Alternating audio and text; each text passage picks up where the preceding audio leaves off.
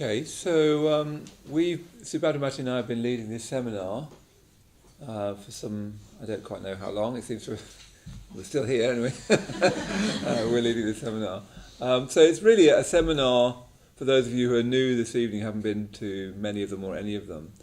It's a seminar on ways to wisdom, really, gateways to liberation, I think we've called it, 4 gateways to liberation. So I want to sort of, for a moment, step back from the wisdom practices that we've been introducing a bit, or the wisdom perspective we've been introducing, and just come back a bit to what we need before that. So what we're trying to do in this seminar is introduce wisdom reflections and try to apply them in meditation. In a way, that's a bit over-ambitious. Well, not a bit over-ambitious. That's so joking. That's not a bit over-ambitious, that's very ambitious to try to do that. So all we can do is give you a taster of those perspectives and a little bit of an experience of trying to apply those wisdom perspectives to your meditation so that you can immediately put into practice some of the things we're saying. Yeah? Actually, by far the best way of teaching these wisdom perspectives in meditation is on retreat. I've been really struck by how quickly the spring retreat has been booked up. So already think about what longer retreat you could do this year. I'm going to be leading the men's intensive retreat this year. There's going to have a women's intensive retreat this year. There's an open retreat this year. That's by far the best way to explore these kind of approaches. Yeah? So have a look at that. And then more broadly, I was thinking that normally we don't teach these wisdom perspectives until you've either asked for ordination or are ordained. In a way, when someone becomes ordained in the Triratna Buddhist order, they commit themselves to gaining wisdom and through that becoming a force of good in the world. That is what ordination means. It's a dedicating oneself, one's life. I think it's a bit more than a commitment, really. It's a dedication of one's life, one's energies, trying to see more and more of one's life and energies in terms of the Dharma, in terms of the great questions of life, the fact of death, the meaning of suffering, and so on. The ordination, asking for ordination in this tradition, is saying, actually, I want to put those great questions at the centre of my life. And I want to try and arrange my whole life towards those great questions. And of course, when you get ordained, and I've been ordained for many, many years, it's not as simple as it sounds. Human minds, human lives aren't simple, and that's a great task. And quite often you discover when you get ordained that you were naive about the issues you were working with. Yeah?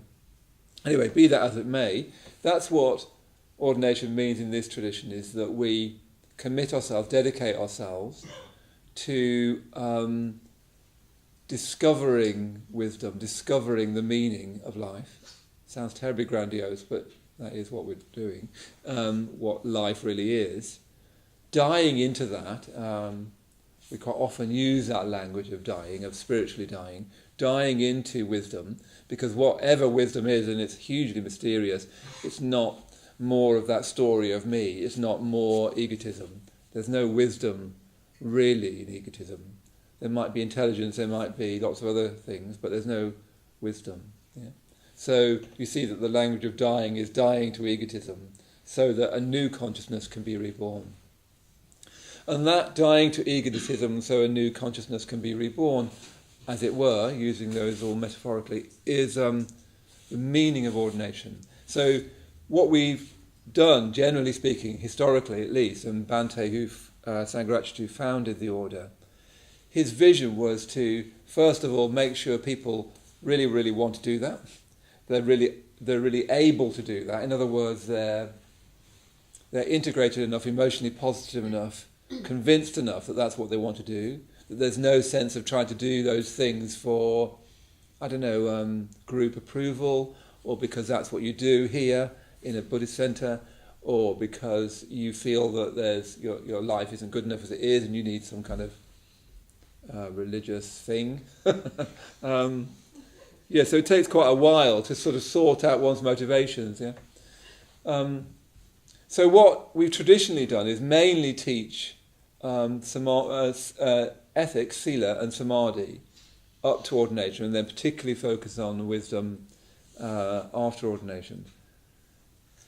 We do that for a very good reason, which I'll come back to in a minute. Or will I? I might come back to it now. The reason Bhante's taught that, right, the reason Sangharakshita has taught that, is we can't really fruitfully turn our mind towards wisdom without having a fit mind, without having a mind that's trained in mindfulness, trained in positive emotion, a really fit mind. If we're not careful, we think that we've got this sort of postmodern idea, haven't we, that everything is just sort of language, that we've created things in language and so forth, as if self itself is just a matter of a kind of bit of linguistic jiggery-pokery and it'll disappear. It's not like that at all. So to make any progress in wisdom, we need to be really, really collected and really, really positive. And then we can turn that mind towards wisdom. The reason we're starting to teach it more and more right from the beginning, I mean, it's partly because Bhante, our teacher, wants us to do that, but also because really, really important to keep on remembering what we're actually trying to do. Why are we sitting to do the mindfulness of breathing? Why are we sitting to do the metta bhavana? Why are we emphasising friendship and generosity and community and all that sort of thing? It's all really so that we can create the kind of mind that can see through into reality, and by that seeing through, become a force of good in the world. Yeah? And golly, the world really needs a force of good. Genuine Buddhist practice is never done for yourself. At least, I think it's fine to do that at first, by which I mean the first 10 or 15 years. After then, somebody needs to give you, really, genuinely, traditionally, all Buddhist practice is really done for the welfare of everyone, so that you can make a full contribution to your own life and to the lives of those around you. So we're introducing it now to give you a sense of where the Buddhist path is going. We're introducing it now so that you are already working on that element of wisdom just now. We're introducing it now as well to say, well, look, there's so much more to explore. Don't think you know it yet. Yeah? So to cultivate wisdom, it needs really to be based on samadhi. So samadhi is this state of energized calm. It's a state of wholeness and completeness. Absolutely vital to wisdom. It softens up your mind. Samadhi makes your mind, your heart, even your body kind of juicy. It makes it softened up, ripens it. Yeah. Didn't know what juicy is a common word. Anyway, obviously. Samadhi, which sometimes gets translated as meditation, but it just means that very unified, integrated, radiantly positive mental state. It really it softens you up, spiritually softens you up. It doesn't make you sort of namby-pamby in that sense. It spiritually softens you, yeah? It makes us more malleable. That's what the Buddha mainly taught, is that the value of meditation is it makes your mind more malleable, more ductile. In other words, that reality can then press itself upon you and leave a mark. So often our minds are just too brittle. Yeah? So to cultivate wisdom, we need to cultivate samadhi. Also, we need to cultivate the joy of samadhi, the comfort, the kind of deeper comfort that you can experience in samadhi, which is like so satisfying. Even when you just touch onto samadhi, this lovely sense of unification, of non-distractedness, of non-polarizedness, of non-dissipation. It's very, very fulfilling. It sort of has this effect on your mind and your body kind of like rejuvenates you. Yeah. So we really, really need that so that your mind is healthy. Yeah. So really, most of the times we can't get very far in wisdom because we haven't cultivated enough samadhi. Our mind isn't juicy enough, it isn't malleable enough, it's not tuned enough to usefully apply it. Yeah? And very often, even samadhi is difficult to get into because our lives are incredibly complicated, incredibly technological, screen-based lives. So we need to make sure that samadhi is supported by sila, or ethics. Never quite like that word, ethics. I slightly start to nod off as soon as somebody says that word. Hi there, come in. Do you want us to just sit down on the... here, that'd be fine. And what ethics means, really, that rather tedious word, it means practicing softening up your mind and your heart outside of meditation. So it means practicing it every day, daily life, all the things that really are the basis of wisdom, the ordinary human ways in which we cultivate wisdom, which all of us need to do, which are only finally solved in prajna itself and wisdom itself. It seems to me that sila is wisdom acted out, and then you discover the wisdom that you were acting out from, if you see what I mean. And therefore your wisdom becomes another sila. What you see in the Buddha is wisdom sila. You know, you see a whole new way of behaving in the world coming from wisdom. Yeah? So I was trying to think, what would I want to highlight? The first thing I'd want to highlight is generosity. Generosity is a wisdom practice at a rudimentary level. Rudimentary doesn't mean to say it can never be left behind. Without generosity, there is no really human growth. There's no path without generosity. It's absolutely crucial to a Buddhist understanding of life. The main thing is you need to be generous. You can be a bit wibbly-wobbly in various ways in your ethical life, but if you're not generous, your life won't go anywhere. Yeah? I've met people who are generous but a bit questionable in other areas, and you just feel like everything's still possible. Yeah? I've met people who are very deep. I won't go through the areas that they're questionable. Of course, I'm not talking about myself. I've met other people who are very, very deep, but ungenerous. I remember a friend of mine in particular, I was really struck by his depth, but he just wasn't very generous, I'm afraid. And it means that depth never did anything. It just sort of was like a well, rather than... Anyway, let's forget the metaphors for a minute. I was trying to think of something stationary and something moving. I got stuck on that. An underground stream, or whatever. So I think the first thing to emphasise is an ongoing life of generosity, where you give your life away, and eventually you will give your life away in wisdom.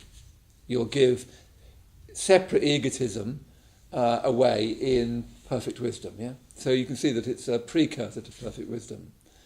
The next thing I'd really want to emphasise, and that Buddhist practice would want to emphasise, is friendship.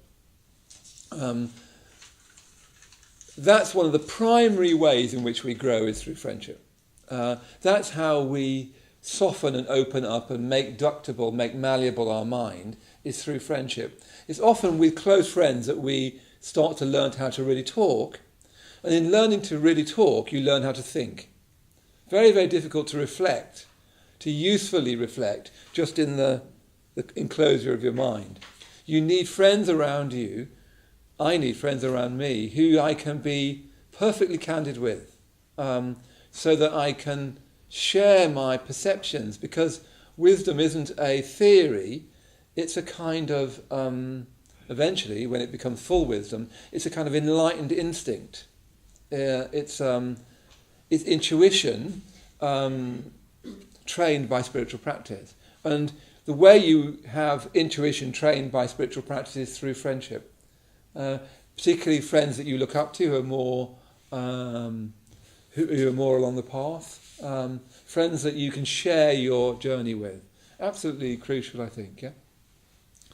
And again, it becomes a precursor to wisdom, because in real friendship, you're going beyond yourself and placing your friend as much as yourself.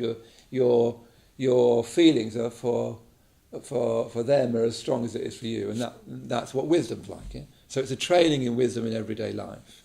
And then that's the sort of brighter side. The darker side is cultivating forgiveness and apology. Forgiveness and apology are again that letting go of self, that wisdom practice in your everyday life. It's when you forgive. It can be very, very difficult, can't it, to forgive? It's very painful to be hurt. I got very slightly hurt by somebody just yesterday. And I was really struck by how painful it was. So much so I haven't even told my friends about it. And it was only a silly thing. But when you're hurt through your emotions, most of us it's hurt through our emotions, isn't it, really? Very, very strong instinct to close up, isn't there? If ever you wonder about the nature of self and egotism, as soon as you get hurt, whatever you think about self and no self and I've seen through it, okay, I thought I'd seen through that. It's a good test, yeah? So if you think you've now got wisdom, get someone to insult you and see how it goes. But very painful to be hurt through your emotion. You have this instinct to hurt them back, to put things square. You feel like you're diminished, and the only way it can feel if you're hurt is to diminish them, yeah? And it's a very deep instinct in human beings. It's a pre-conscious instinct. It's not something to feel guilty about. It's just something to be aware of. So forgiveness, that act of forgiveness, is a letting go of that instinct of retaliation, which is really foundational to our sense of ourselves, is that instinct for retaliation, to hurt back, yeah, so that we feel even. Yeah? And then the other darker level of wisdom is to apologise. Because again, apologising is admitting you were wrong, admitting you made a mistake. There's no humanity without making mistakes. So if you can't apologise, you can't be human. Everybody makes mistakes. You just have to go, really sorry about that was my fault, please forgive me. What you hope in any genuine spiritual community is there's a lot of love, a lot of friendship, particularly within the genders, a lot of feeling of looking up to people, but not in a weird, cultish kind of they're perfect and I'm awful way, which is really unhealthy. A lot of generosity. It was lovely last night. We had these mitra ceremonies. There's presents all over the show, cards all over the show, hugs everywhere. It's just a really good picture of what you'd really hope for a Buddhist community to be like. But also a lot of forgiveness and a lot of apology. Yeah? Just so that we can all grow together, because there's no growing without those things. So let's meditate now, but what I want is just sort of lead us into the mindfulness of breathing and really see if we can cultivate this samadhi, this unification. I'm just going to lead you into that so that you can get a sense of it. And then in the second half, on the basis of that, then we can start to explore wisdom usefully again. Yeah?